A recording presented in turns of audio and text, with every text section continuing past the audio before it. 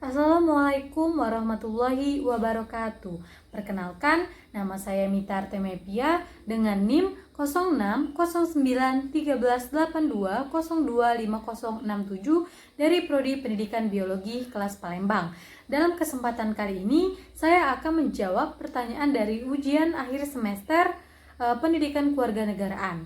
Baiklah, langsung saja untuk soal yang pertama, yakni jelaskan bagaimana karakteristik dari warga negara Indonesia yang baik dan bagaimana implementasi dalam kehidupan sehari-hari yang saudara lakukan sebagai warga negara yang baik. Nah, langsung saja menjawab pertanyaan dari soal nomor 1. Jadi, karakteristik dari warga negara Indonesia yang baik, yang pertama adalah warga negara yang bertindak sesuai dengan norma yang berlaku, baik itu norma hukum, norma sosial, norma agama, maupun norma budaya nasional yang ada. Yang kedua yakni warga negara yang mempunyai tanggung jawab yang tinggi, sehingga mereka tidak akan sewenang-wenang dalam melaksanakan suatu pekerjaan atau suatu perbuatan yang akan dilakukannya. Mereka akan melakukannya dengan penuh tanggung jawab. Yang ketiga yakni masyarakat yang yang dapat melaksanakan hak dan kewajibannya sebagai warga negara Indonesia secara baik dan juga dapat saling menghormati hak asasi manusia orang lain. Yang keempat yakni menjadi pribadi yang jujur, yang memiliki tauladan dan juga yang berakhlak mulia. Serta karakteristik dari warga negara yang baik yang terakhir adalah warga negara yang mempunyai etos kerja atau semangat kerja yang tinggi sebagai warga negara. Nah, jadi implementasi dari karakteristik warga negara yang baik tersebut adalah yang pertama, taat beragama dengan cara beribadah sesuai dengan agama dan kepercayaan kita masing-masing. Dengan kita beribadah sesuai dengan kepercayaan kita masing-masing, kita dapat mendekatkan diri kita kepada Tuhan Yang Maha Esa. Selain itu, dengan mendekatkan diri kepada Tuhan, kita dapat menjalankan segala perintahnya dan juga dapat menjauhi segala larangannya. Yang kedua, kita harus berperilaku adil dan jujur dalam setiap hal. Mengapa? Karena setiap perilaku yang dilandasi dengan kejujuran akan menghasilkan hasil yang baik. Dan juga dengan seringnya kita berperilaku adil dan jujur, maka yang kita akan mudah dipercaya oleh orang lain. Yang ketiga yakni menjalin silaturahmi dan juga saling toleransi antar umat beragama. Yang keempat yakni menaati peraturan yang berlaku di wilayah setempat atau wilayah tempat tinggal kita, di mana hal ini merupakan perwujudan dari masyarakat yang sadar hukum. Dengan adanya kesadaran hukum yang ada di masyarakat, hal ini membuat suasana yang tercipta yakni akan merasa suasana tentram, nyaman, damai. Nah, karena masyarakat menyadari ketika mereka melakukan perbuatan, mereka harus sadar konsekuensi yang akan diterima nantinya. Nah, hal ini akhirnya dapat mencegah terjadinya pelanggaran hukum di wilayah atau tempat tersebut. Dan yang keenam yakni melaksanakan kewajiban kita sebagai warga negara. Contohnya, kewajiban kita sebagai pelajar adalah melaksanakan tugas ataupun melaksanakan sekolah dengan penuh tanggung jawab. Kewajiban kita di rumah contohnya dengan membantu kedua orang tua kita, dan kewajiban kita di masyarakat yakni contohnya seperti kita harus menaati peraturan lalu lintas saat kita berkendara di masyarakat ataupun di jalan raya. Dan yang terakhir yakni kita harus turut ikut serta dalam kegiatan masyarakat seperti bakti sosial, gotong royong, dharma, dan lain-lain. Mengapa? Karena hal ini dapat meningkatkan rasa persaudaraan antara masyarakat yang satu dengan masyarakat yang lain, sehingga dapat menciptakan adanya warga negara yang baik dan juga saling tolong-menolong. Baiklah, untuk soal nomor 2 yakni apa yang dimaksud dengan identitas nasional dan jelaskan unsur-unsur pembentuk dari identitas nasional. Nah, jadi identitas nasional ini berasal dari kata identity yang berarti karakter, ciri, tanda, jati diri, dan juga sifat khas. Sedangkan kata nasional berasal dari kata nation yang berarti bangsa. Jadi secara keseluruhan identitas nasional artinya adalah suatu ciri atau karakter suatu bangsa yang dapat membedakan bangsa tersebut dengan bangsa lain. Adapun unsur-unsur pembentuk dari identitas nasional ini yang pertama adalah suku bangsa. Nah, suku bangsa adalah identitas yang melekat pada diri seseorang sejak mereka lahir. Jadi, mereka tidak dapat memilih suku bangsa yang dianutnya. Nah, selain itu juga di Indonesia terdapat lebih dari 300.000 suku bangsa. Di antaranya seperti suku Minang, suku Jawa, suku Batak, suku Sunda, dan juga lain-lain. Yang kedua, unsur pembentuknya yakni adalah agama. Agama adalah identitas yang melekat pada diri seseorang atas dasar sistem kepercayaan yang dimilikinya. Jadi, ketika mereka masih kecil, agama yang dimiliki seseorang ini bergantung kepada kedua orang tuanya. Akan tetapi, ketika mereka dewasa, mereka dapat memilih agama yang dianut sesuai dengan keyakinan yang dimilikinya. Nah, di Indonesia mengharuskan setiap warga negaranya untuk menganut agama yang diakui oleh negara, seperti agama Islam, agama Hindu, Buddha, Katolik, Kristen, dan juga Konghucu. Yang ketiga adalah bahasa. Nah, bahasa merupakan identitas yang melekat pada diri seseorang atas dasar aspek simbolik yang digunakan sebagai sarana interaksi dan juga komunikasi. Nah, bahasa di Indonesia yang digunakan adalah bahasa Indonesia, yakni sebagai bahasa nasional, dan juga terdapat bahasa lainnya seperti bahasa daerah. Dan unsur pembentuk dari identitas nasional yang keempat yakni adalah kebudayaan. Nah, kebudayaan ini merupakan identitas yang melekat pada diri seseorang karena hasil karya, sistem pengetahuan, dan juga nilai-nilai luhur yang dimiliki oleh suatu masyarakat setempat. Nah, kebudayaan ini bukan hanya bersifat fisik saja, tetapi juga dapat bersifat seperti nilai-nilai.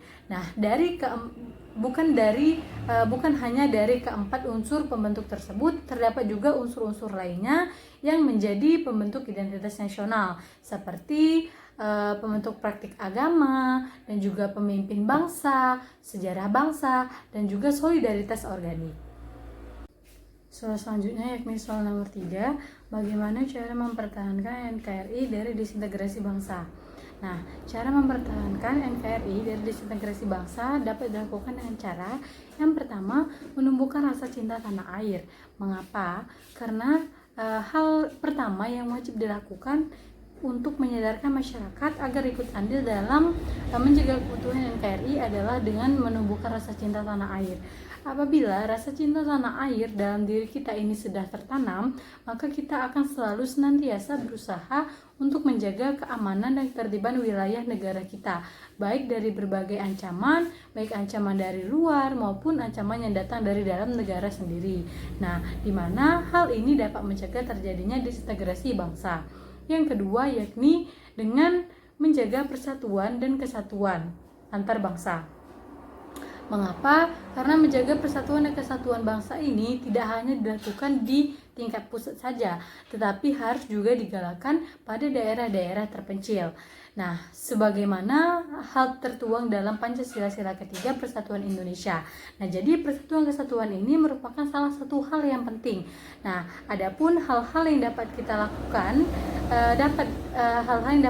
lakukan, yakni dengan cara sikap menjalin kerjasama ataupun menjalin hubungan yang baik dan toleransi antar suku, bangsa, ataupun antarnya satu dengan yang lain, ikut memberikan bantuan tanpa membedakan dari mana asalnya, saling tolong menolong. Nah, dengan adanya hal-hal seperti ini, apabila terus digalakkan, maka dapat mencegah terjadi adanya integrasi bangsa.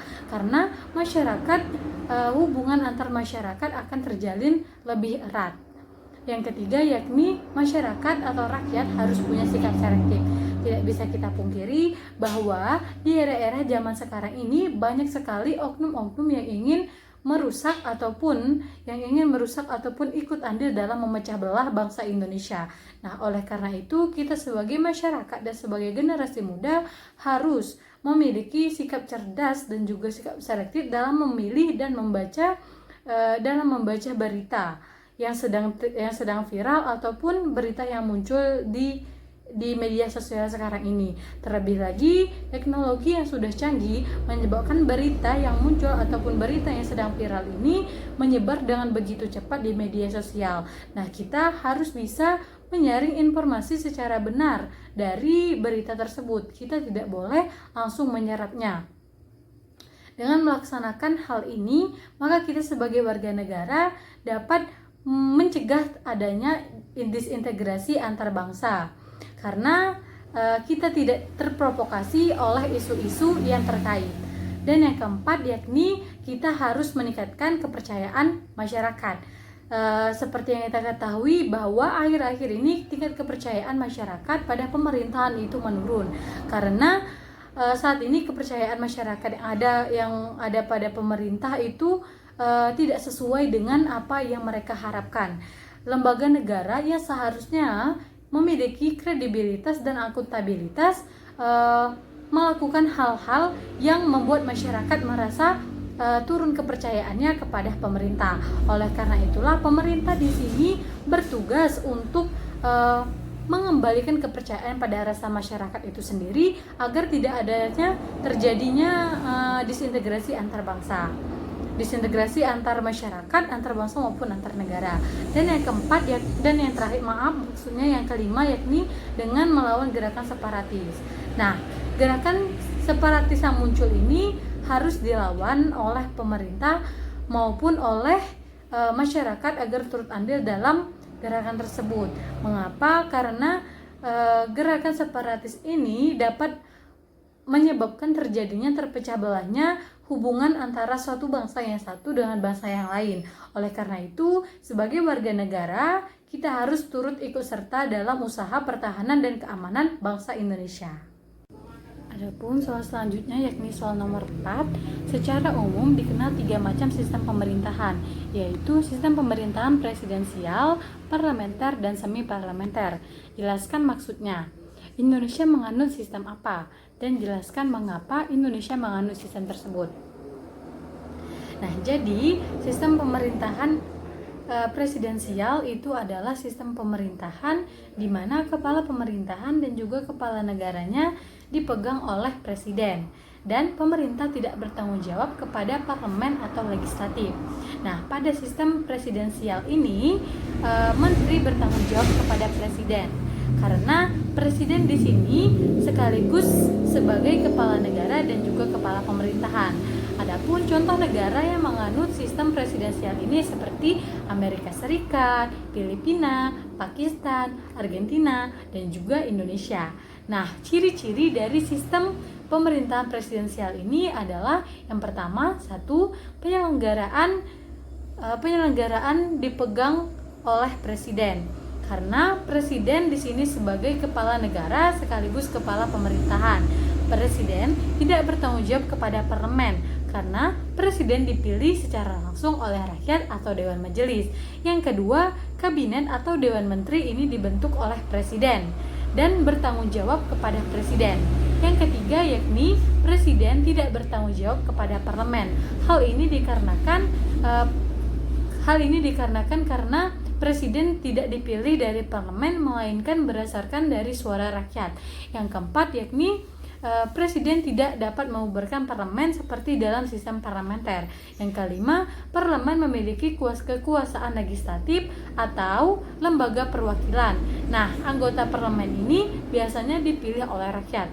Dan yang terakhir atau yang keenam adalah presiden tidak berada di bawah pengawasan dari lembaga parlemen. Yang kedua yakni sistem pemerintahan parlementer.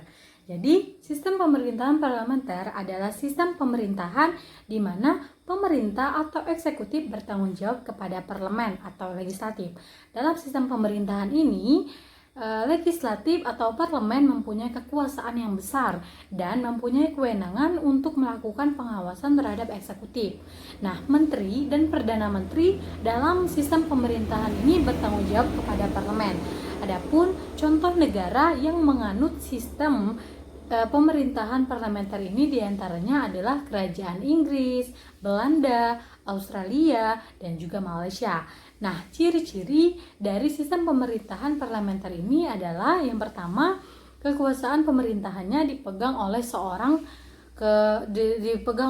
perdana menteri, sedangkan kepala negara dipegang oleh raja ataupun presiden. Yang kedua, kekuasaan eksekutif presiden ditunjuk oleh legislatif, sedangkan raja dipilih berdasarkan undang-undang. Yang ketiga, parlemen ini mempunyai hak istimewa atau hak prerogatif untuk mempertahankan atau memberhentikan menteri-menteri baik yang memimpin di departemen maupun non-departemen. Yang kelima, yakni eksekutif bertanggung jawab kepada legislatif, yaitu parlemen, dan eksekutif dapat juga dibubarkan kapan saja oleh legislatif. Dan yang terakhir, yakni parlementer memiliki kekuasaan legislatif yang mendominasi dalam sistem pemerintahan parlementer. Dan yang ketiga, yakni sistem pemerintahan semi parlementer. Jadi sistem pemerintahan semi parlementer ini adalah klasifikasi sistem pemerintahan yang diusulkan oleh Maurice Duverger, di mana dalam sistem pemerintahan semi parlementer ini warga negara secara langsung memilih legislatif dan juga perdana menteri pada saat yang bersamaan. Nah, ciri-ciri dari sistem semi parlementer ini yang pertama adalah kepala negaranya dipegang oleh seorang presiden, sedangkan kepala pemerintahannya dipegang oleh perdana menteri. Masa jabatan dari kepala negara sebanyak 2 periode, sedangkan kepala pemerintahannya seumur hidup. Adapun untuk pembagian kekuasaan ini dilakukan secara terpisah. Nah, untuk pemilihan kepala negara maupun kepala pemerintahan ini dapat dilaksanakan secara langsung oleh rakyat atau secara tidak langsung oleh presiden. Dan yang terakhir, yakni kekuasaan eksekutif dan legislatif pada sistem semi parlementer ini digabungkan menjadi satu. Adapun soal selanjutnya, yakni soal nomor 5, bagaimana pendapat Anda terhadap paham radikal yang saat ini marak di Indonesia? Nah, jadi sebelum kita membahas tentang isu radikalisme yang marak di Indonesia ini, kita harus tahu terlebih dahulu apa sih radikalisme itu. Nah, jadi radikalisme ini merupakan suatu paham, tindakan, atau pandangan yang melekat pada seseorang atau kelompok yang menginginkan perubahan, baik secara politik, sosial, maupun agama, dengan menggunakan tindak kekerasan atau tindakan ekstrim lainnya. Nah, menurut pandangan saya, radikalisme ini dapat terjadi dalam masyarakat dengan ditandai berbagai motif yang beragam, baik itu motif politik, budaya, maupun agama yang ditandai dengan tindakan-tindakan anarkis sebagai wujud penolakan dari masalah yang dihadapi. Nah, menurut saya isu radikalisme yang saat ini marak di Indonesia menjadi masalah yang kompleks yang harus segera diselesaikan dan juga dipecahkan oleh setiap anggota masyarakat, baik itu oleh pemerintah maupun oleh masyarakat itu sendiri. Mengapa? Karena hal ini menyangkut tentang ideologi seseorang, terutama dalam isu kekerasan yang biasanya dibungkus dengan isu agama yang membuat nuansa tersebut kental dengan motif agama dibandingkan dengan motif lainnya. Padahal pada dasarnya agama hanya diperalat untuk pencapaian tujuan tertentu. Oleh karena itu, kita harus menghilangkan prasangka buruk terhadap agama dan harus meningkatkan rasa nasionalisme kita sebagai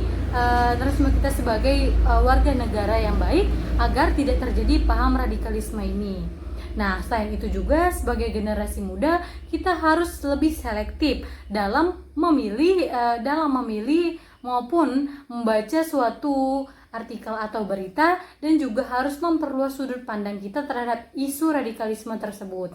Dan kita juga harus membentengi diri kita dengan cara melakukan penguatan iman dan juga memperluas wawasan agar dapat terhindar dari paham radikalisme yang sedang marak saat ini. Nah, jadi soal yang terakhir yakni nomor 6, jelaskan hubungan antara wawasan Nusantara, ketahanan nasional, dan juga bela negara. Jadi, wawasan Nusantara merupakan suatu kesamaan pandangan suatu bangsa mengenai diri dan lingkungannya. yang menjadi dasar pemikiran seluruh warga negara Indonesia. Nah, di mana tujuannya agar dapat terbentuk ketahanan nasional pada bangsa tersebut yang didasari oleh kesamaan jati diri dan juga lingkungan. Nah, akan tetapi untuk mencapai tujuan wawasan Nusantara dalam membentuk ketahanan nasional tersebut perlu dilakukannya sebuah bela negara, yakni upaya untuk mempertahankan negara tersebut dengan cara meningkatkan rasa nasionalisme kita, yakni kesadaran berbangsa dan bertanah air. Selain itu dengan menanamkan rasa cinta kita terhadap tanah air dan juga berperan aktif dalam memajukan bangsa dan negara.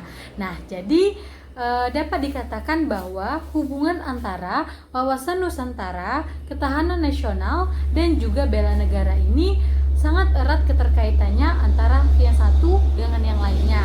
Karena di sini di mana wawasan Nusantara merupakan dasar atau pedoman bagi seluruh warga negara untuk mewujudkan ketahanan nasional. Nah, yang kuat dan tangguh, di mana ketahanan nasional yang kuat dan tangguh ini guna menjaga, menciptakan, mempertahankan, dan juga mencapai cita-cita bangsa Indonesia sesuai dengan yang termaktub dalam Undang-Undang Dasar Negara Republik Indonesia tahun 1945. Sedangkan di sini bela negara berupa wujud dari implementasi dari ketahanan nasional sebagai tujuan dari wawasan Nusantara tersebut. Baiklah, sekian jawaban dari saya. Apabila ada kesalahan, saya mohon maaf. Kepada Allah saya mohon ampun. Saya akhiri. Wassalamualaikum warahmatullahi wabarakatuh.